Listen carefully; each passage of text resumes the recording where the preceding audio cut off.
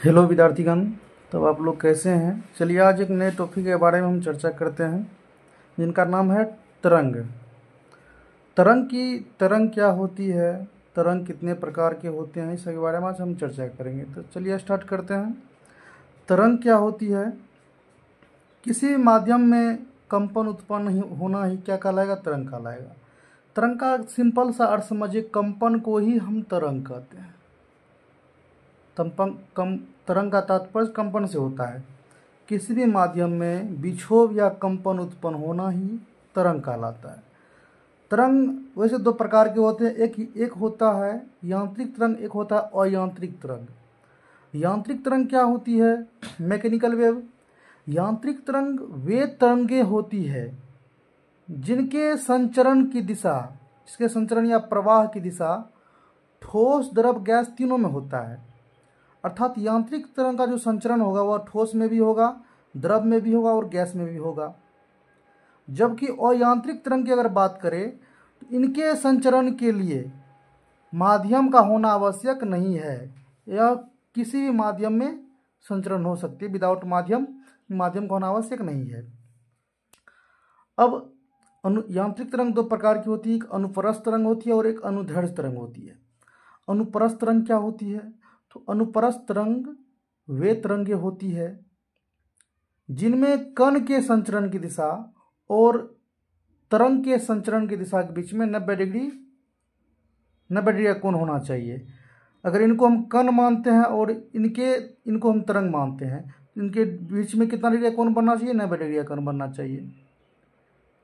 अनुप्रस्थ तरंग वे तरंगे होती है जिसमें कण के संचरण की दिशा और तरंग के संचरण की दिशा के बीच में 90 डिग्री का कोण बनना चाहिए, और कण के संचरण की दिशा और तरंग के संचरण की दिशा एक दूसरे के लंबवत होती है। देख सकते हैं आप लोग, इसमें एक दूसरे के लंबवत होती है।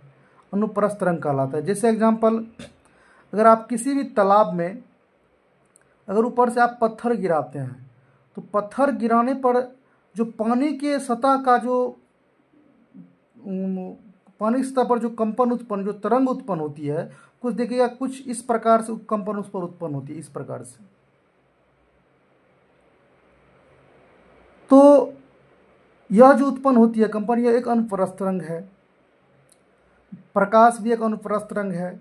भूकंप में जो होता है भूकंप में तीन होता है, एक प्राथमिक तरंग, एक द्वितीयक तरंग और एक तृतीयक तरंग होती है।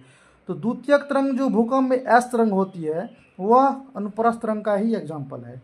अनुदैर्ध्य तरंग की बात करें तो अनुदैर्ध्य तरंग वे तरंगे होती है जिनके संचरण की दिशा ठोस में भी होगा, द्रव में भी होगा और गैस में भी होता है। अनुदैर्ध्य तरंग वे तरंगे होती है जिनके संचरण की दिशा ठोस, द्रव, गैस तीनों में होती है, और इसमें कण की दिशा और तरंग की दिशा एक समान होती है। अनुदैर्ध्य तरंग वे तरंगे होती है जिनके कण की दिशा और तरंग की दिशा एक समान होती है। अब एक यहाँ पर एक कॉन्सेप्ट और ये है कि अनुदैर्ध्य तरंग में विरलन भी होता है, विरलन और संपीड़न भी होता है। विरलन और संपीड़न भी होता है। अब चलिए हम बात करते हैं विरलन और संपीड़न की। देखिए यहाँ पर जैसे एक स्प्रिंग है, या ऐसे समझिए, अगर कंपन तेज उत्पन्न होती है तो उसमें क्या होगा? जैसे यहाँ से कंपन उत्पन्न हुई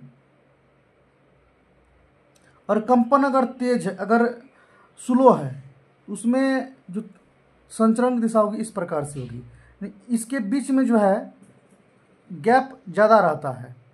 अगर कंपन कम उत्पन्न हुई है, धीरे से उत्पन्न हुई है, उसमें जो है उसके तरंग के बीच में इसमें जगह खाली रहता है। मतलब इसको हम ऐसे समझ सकते हैं, यह जो है इसको हम क्या कर सकते हैं? इसको हम विरल कह सकते हैं, विरल कह सकते हैं।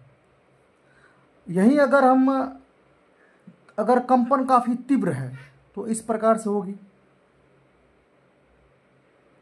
इसको हम कहेंगे सघन या संपीड़न। तो अनुदैर्ध्य तरंग में अनुदैर्ध्य तरंग में जो है विरलन और संपीड़न भी उत्पन्न होती है, जबकि अनुप्रस्थ तरंग में विरलन और संपीड़न उत्पन्न नहीं होती है। चलिए अगला दिन नेक्स्ट डे अगला टॉपिक पर बात करेंगे, तरंगदैर्ध्य पर बात करेंगे, तरंगदैर्ध्य क्या होती है।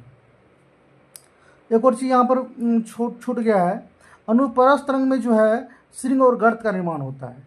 ये जो नीचे वाला जो है इसको हम गर्त कहेंगे और ऊपर वाले इसी को हम श्रृंग कहेंगे। ठीक है, चलिए अगला दिन हम तरंगदैर्ध्य पर बात करते हैं।